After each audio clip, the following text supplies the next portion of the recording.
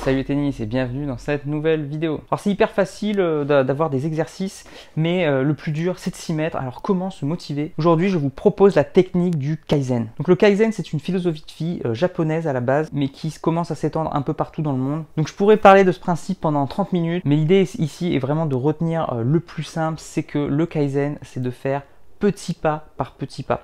Donc n'essayez pas de faire un programme ultra complet tout de suite en disant voilà je vais devenir un monstre, je vais devenir une bête, parce qu'on sait très bien qu'on ne va pas le tenir. On est motivé le premier jour et puis finalement au fur et à mesure la motivation s'en va. Donc l'objectif c'est vraiment de faire petit pas par petit pas. Commencez par changer quelque chose dans votre vie, par un élément qui on a l'impression qui va rien changer. Mais si vous le faites tous les jours, et bien à la fin ça fera une grande différence. Donc ce principe vraiment me fait penser à l'effet cumulé.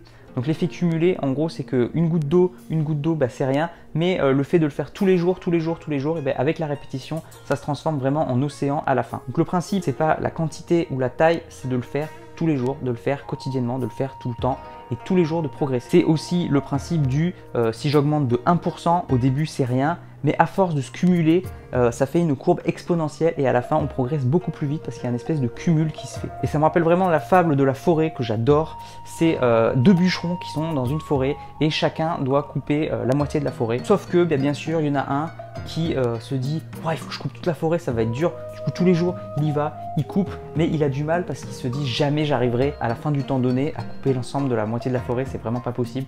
Et tous les jours il y va et tous les jours il a du mal, il procrastine.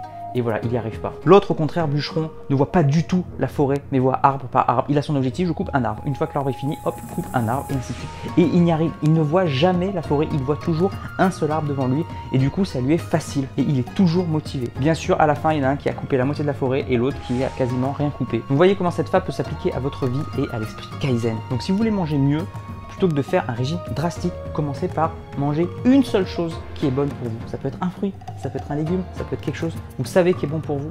Commencez par ce simple aliment. Et une fois que vous en aurez pris l'habitude, seulement vous pourrez augmenter et passer à la suite. C'est pareil avec l'exercice physique. Plutôt que de commencer un truc tout de suite très difficile, je vous conseille de rajouter un mouvement, une seule chose et essayez de vous y tenir tous les jours. Et une fois que ça vous paraîtra tellement facile, ça va vous motiver et vous pourrez faire un pas supplémentaire.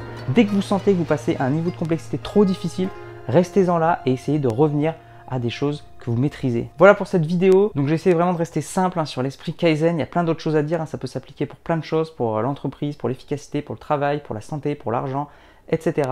Donc à vous de le mettre en application là, tout de suite, maintenant. Comment vous pouvez le mettre en place dans votre vie. Et le Kaizen, même si j'en parle très peu, c'est l'une de mes philosophies de vie. Quand je dis progresser, c'est ça. Moi, mon objectif, c'est vraiment toujours dans le progrès, dans le processus. Comme dit Tony Nadal, l'objectif d'un entraînement, c'est de faire mieux qu'hier. Point. Moi, je vous dis à demain pour la prochaine vidéo. En attendant, n'oubliez pas, allez jouer au tennis, progressez et surtout, faites-vous plaisir. Ciao.